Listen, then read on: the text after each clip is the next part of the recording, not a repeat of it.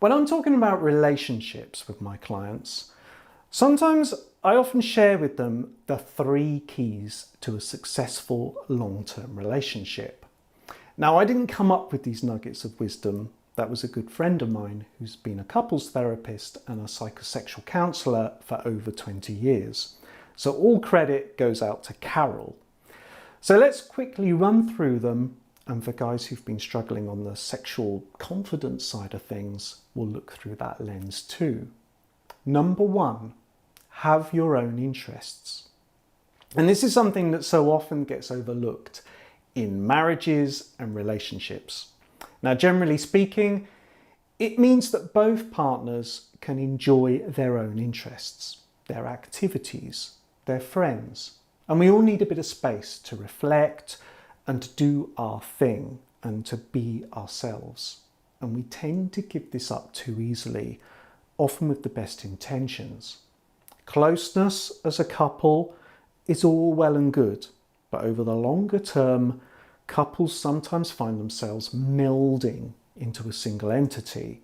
And this provides feelings of closeness and security, but it can feel claustrophobic too. Openness is important in getting the balance right. Being able to enjoy your interests without feeling guilty or worrying about the other person. Both people in the relationship knowing that when they have their own time, their own stuff, they come back together in the relationship even better. Now, this applies to the sexual side of things too. That space can include our own fantasies and our turn-ons and our sexual imaginations, and the license, the freedom to masturbate too. When I speak with guys about premature ejaculation and developing their sexual skills, I often mention that they can learn a lot from self-pleasure, from masturbation, ideally tuning into the experience in their bodies and not just cranking one out while they stare at their phones. And occasionally it feels like the guy's reaction is, "But I'm married," or "I have a girlfriend. Masturbation is something I used to do. It's a single guy thing." Or, "Oh, if only I had the time or the house to myself or the energy to do it." Now, I bet they're still masturbating one way or another, but ideally we want to have the space to relax and explore and get into it. Not a furtive activity in the toilet, feeling a bit dirty and wrong. That's not going to help with your self-esteem or your sexual confidence or your ability to enjoy sex with your partner for longer. Now, some guys choose not to masturbate for other reasons, and of course I respect that. You don't need to masturbate to get to work on your sex skills. There's plenty of ways to do this. But my advice is to have some degree of your own space, whatever that might mean for you, and feel positive that your partner has their own space. That's absolutely key, especially in longer term relationships. Key number 2, be able to communicate. Okay, so it's not a big revelation here, but again, it's something that's really commonly overlooked and neglected. Communication is essential in a relationship.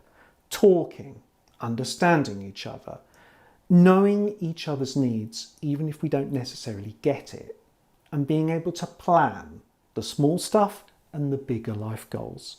Knowing what your partner wants from their life and how you fit into that. Now, in terms of sexual confidence, I'll make 2 points here. Firstly, we need to be able to communicate what we want sexually, what we don't want or particularly enjoy, and what makes us feel vulnerable in the sack. Sexual difficulties, including premature ejaculation and erection issues, they can feel so awkward, so embarrassing. So guys try to muddle along, sometimes avoiding sex or making excuses or apologizing or promising that it'll be better next time. That's not the communication we're after here. Make the time to talk about these things with your partner. Risk that bit of vulnerability. And you might even find that it's not such a huge deal for your partner. Or if you're both on the same page, that's a great place to start tackling the problem together. And the other point I make here, plan for sex, especially if you have kids or relentless work commitments. Communicate together on when you would like to have sex and make that time for it. Don't try to mind read your partner. Are they up for it? Is tonight the night? Yes, spontaneity is great, but it's not always realistic. Schedule sex in together. Now, this might sound a bit sensible, a bit too organised, I know, but it's essential and it takes the pressure off. And we know what pressure does to our sexual aspirations. Not so good. And finally, golden relationship key number 3, keep having sex. Yes, an intimate connection is essential and the need for it runs deep within us. And sex can be whatever you and your partner want it to be. So it certainly doesn't need to emulate porn or fit into any convention. But we need to be able to express our sexuality and share intimate pleasure. Now, in terms of low confidence and sexual challenges, things can feel very conflicted.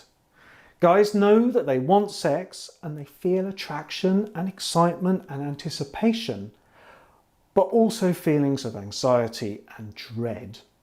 Now, when I work with guys or they take my self-help course, a common question is, should I take a break from sex while I work on this? And my answer kind of refers back to the first key.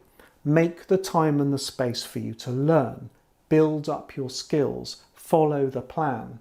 But don't put sex with your partner on hold. It can take a while and there's a learning curve. Sometimes couples decide to have a bit of a reset, to go back to the basics of touch and feeling good together, and that makes sense. But for a guy getting more acquainted with his body and his arousal and the influence he has over the timing of things, I say keep connecting with your partner too. Have your partner on board. Try out the things you're learning. Keep having fun together. Now again, this might sound a bit unsexy. Having sex as a form of personal development and learning, but it's realistic. It's progress. If sex with your partner feels too precious and too exciting to do this, maybe that's part of the issue. Making sexual experiences feel more day to day, more regular, one of the fun activities that we just do together, it's not the be all and end all. And this all helps take the pressure off. It brings down our perception of sex from this special endeavour that we have to perform perfectly and it has to be amazing and perfect. Sex can be awesome, satisfying and planned and regular. Get used to enjoying it that way. So there we have it. Communicate, keep having sex and enjoy your own space now and again. All of these elements will complement each other and none of them are just nice to haves. Thank you for watching. If you have any questions about premature ejaculation or sexual confidence in general, please feel free to get in touch and my website is linked in the description below this video.